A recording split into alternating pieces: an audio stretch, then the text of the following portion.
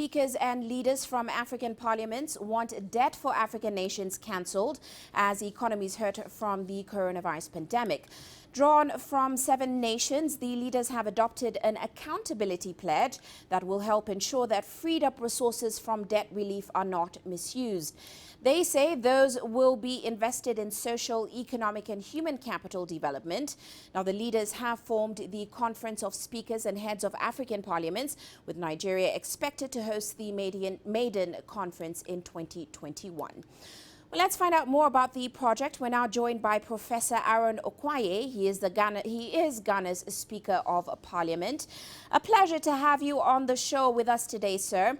Now, let's start off with the issue of debt cancellation. Most of Africa's creditors, including China, which is considered Africa's single largest creditor, they seem to be saying yes to debt relief, yes to debt suspension, but not to complete debt forgiveness for the African continent. So what exactly is your strategy as you advocate for debt cancellation for Africa? Thank you very much, and I'm glad you've invited me to take part in this program. It's been a great adventure as we face COVID in particular. Prior to the pandemic, the debt levels of numerous African countries were reaching unsustainable levels already.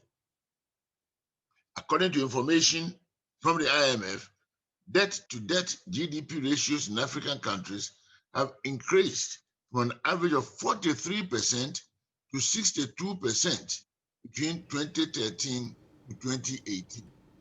What kind of relief can you provide in the interim so as to restore? It's a matter of restoration of the process. Furthermore, 22 African countries have debt to GDP ratios of over 60%. The threshold set by the African Monetary Cooperation Program for prudent debt levels, our strategy will be to speak frankly, because realistically, African countries are facing the following challenges that have been created also and particularly by COVID and the already cycle of poverty, misery, and disease in all the budgets that we make. We need support in order to move from year to year all in debt. For example, now we have increase in health expenses as a direct result of COVID. Shortfalls in petroleum. Right. Reduction in tax revenues. Reduction in hotel occupancy. In fact, the hotel and hospitality industry had virtually collapsed all around us. Unemployment from tax layouts, slowdown in foreign direct investments, reduction in trade volumes, decline in the international price of crude oil, exchange rate volatility and debt service difficulties, increase in the price of food and water.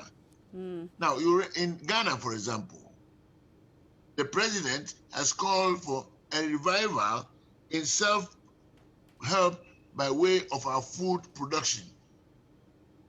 And in order to even maximize our raw resources, we need a new world economic order.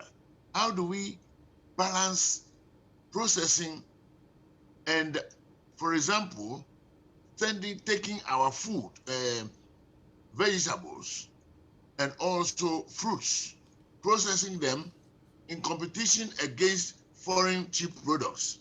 No country ever in this world, got economic self-dependency from allowing competition.